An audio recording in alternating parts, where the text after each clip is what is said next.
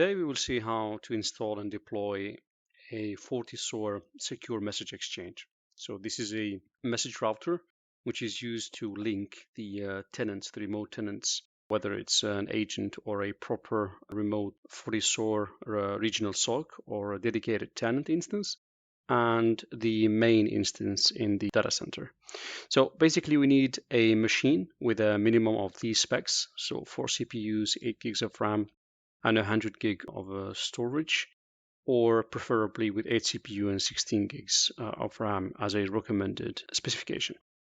Now, first we start by downloading the installation binary, right? And then we just run the installation right away. And here it asks us whether we are deploying a full-fledged FortiSOAR instance or a secure message exchange. So it's the latter in our case. It will take some time to install, so we'll fast forward.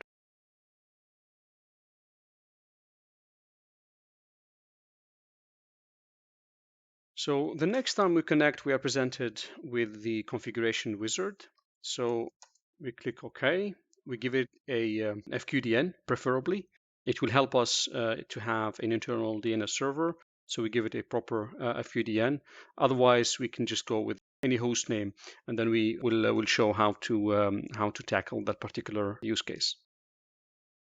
All right, DNS server. So we can choose any DNS server. Username, and then the password.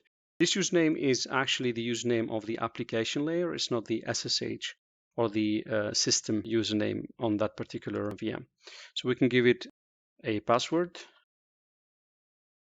We can leave the ports as default, or you can change them according to your environment. Then we click OK, and then we proceed with the installation.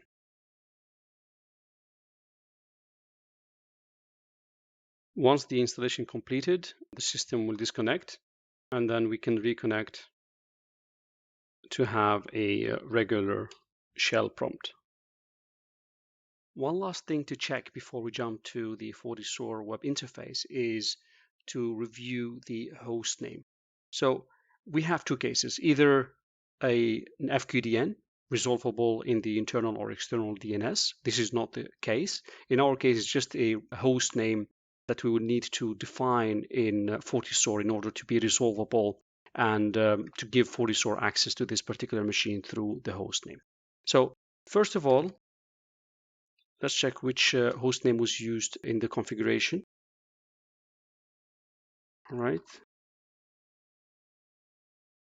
The host name is actually defined as the CN for the current installation.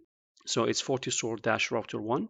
We just need to make sure that this host name is resolvable by FortiSOAR. So we'll just connect to FortiSOAR. All right.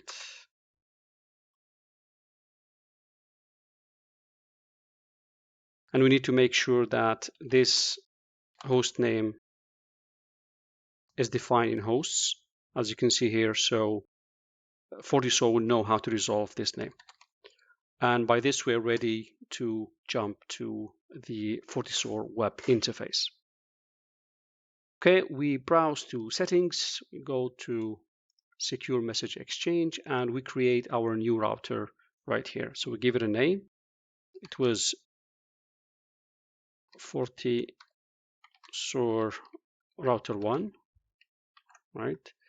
This is where we put the FQDN in the case where we have DNS server, or the host name, which is what we used in this case for the purpose of this video as well. So it's FortiSOAR router 1. We keep the API port as is. We haven't modified it during the configuration wizard, and the same thing for TCP port. We use the same password that we used in the configuration. And the certificate is actually the CA, which signed the certificates for the current router, so we can fetch it from the CLI.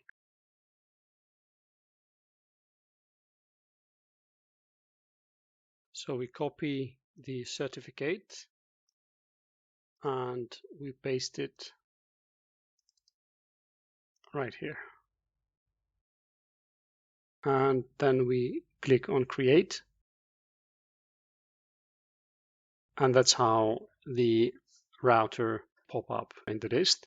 And we have to make sure that the status is configured. All right.